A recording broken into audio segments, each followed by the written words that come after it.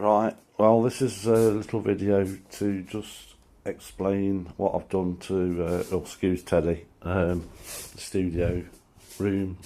Moved about, there's more space in here, over here, and the spares are all in those boxes, and I've moved that shelf down a bit so I can get to my printer now. Because the bass amp and cab that was there is now over there in this corner, with the guitar amp, and that's where I want to build my whisper room or sound enclosure, in this top corner, so I can play the violin and sing louder and have the guitars on a bit louder without it disturbing the neighbours. I'm not sure I'm going to do it now though, at all. But the keyboards are both in situ now in front of the computer monitor, which is our normal home studios. Well, most of the home studios have it. So there you go. Fancy arrangement with some MDF under the Nord stand, so I can put the keyboard and mouse there, which was quite a... I had to think through that one, but it's worked out quite well really. And that's just a normal keyboard stand, and the television's raised up 6 to 8 inches. The shelf it's on a shelf with the monitors there, look, and the monitors are at ear level now, so when I'm sitting in the chair they're directionalised how they're supposed to be to each ear, and the subs underneath obviously. And so the guitars are on that side, and the mixing desk is here. That's worked out quite well, and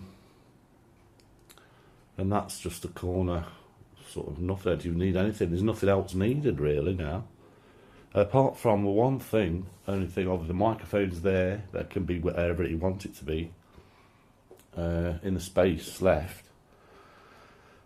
And the only thing I will need, but will be temporaneous, is that the right word, is the Korg, the workstation, up and down like a bride's nightie, hopefully, in and out at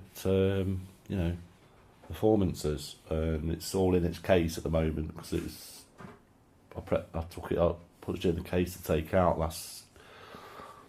the other night, but and that'll just go there quite happily and a bit easy, and there's nothing on top of it. I've done away with the Novation MIDI controller because it's just another thing to consider and think about and learn, and I don't think I'm going to bother. I'll go for a drum machine for the Nord and the Sledge, and just have the drums on the Korg with its own drums and backing, so it'll just be a very simple case of setting up and putting it down, hopefully, should be. And oh, there you are, there's Teddy. So, oh, blimey, I forgot to tell you, that's my Strat I bought from the charity shop for 40 quid, and what I've done is sanded it down, you can see that, so it's just a matte, and I was going to spray it black. I wanted it matte black, but I haven't bothered because I quite like it like that, sunburst but sanded down matte. And there's my Ignore Alien Orders sticker on the back, scratch plate, new set of strings, put some strap locks on it, proper shallow strap locks, and it sounds lovely, sounds wonderful. Put it all back together like that, and it's quicker job, and it's more or less, I couldn't have wanted it to turn out better. 40 quid.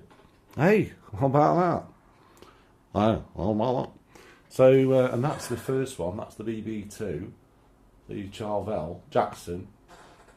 And that's my first guitar, my main guitar, but it's got a locking nut. And I'm shit scared of playing it live and breaking the string and never be able to put another string on. It'd take half an hour to do it, half an hour to do it. So I bought this as a second, just in case.